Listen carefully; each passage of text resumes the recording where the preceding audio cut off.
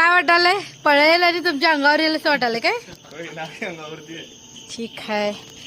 तर आमच्याच गावात आहे येळूरमध्ये पळत होता, पण इथं अंधार फार असल्यामुळे मी काही रिस्क घेतली नाही, हात घातला नाही. पण ह्याच्या खाली साप दिसलाय आणि काढून बघूया आता.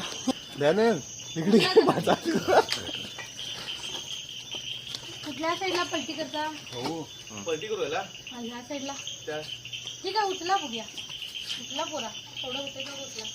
दप्पन टाकू नका. हा, काय होत नाही, काय होत नाही. तुम्ही जोरात टाकशील आणि हे दगड लावा. अरे दगड लाव, दगड लाव. लागली का इकडे या, उचला.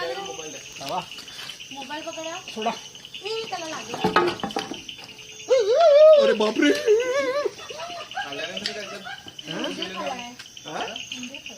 इकडे या, इकडे या, इकडे या. हा घाबरू नका. आता काय घाबरू उपयोग नाही. अरे बाबा, कुठं पळायचं काही ना काही. माझ्या व्हिडिओ माझा मोबाईल कोणाकडे? गाडीचा पण नाही घ्यावं. माझा मोबाईल कुठे आहे? तर नाग जातीचा साप आहे मित्रांनो. अंदाजे 4 ते 5 वर्षाचा हा नाग आहे. अंधारात दिसत नव्हतं त्यामुळे रिस्क घेतली नाही, पण तो तिथं बसला, बरं झालं.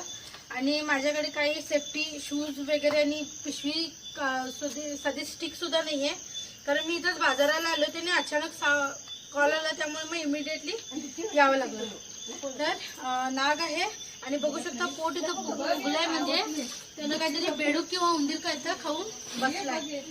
तर आजींना कुणाला दिसलं? आजी तुम्हाला अभिजित पडला दिसला. मला दिसलं काय? ठीक आहे, त्यानं आता खाल्लं आहे, ते आता उलटी काढणार. तो काढणारच तो आता, कारण सापावरती जेव्हा प्रेशर येते तेव्हा तो मग जे खाल्लेलं असतं त्यांना भक्ष ते उलटी काढतोय, कारण काहीतरी खाल्ल्यामुळे तो पूर्ण असा सुस्त झालेला असतोय.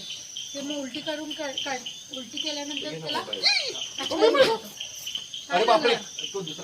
पाठींगे पूर्ण असं किचकट आहे, गचाळ आहे पूर्ण, आणि त्याच्यामध्ये मग साप येतातच.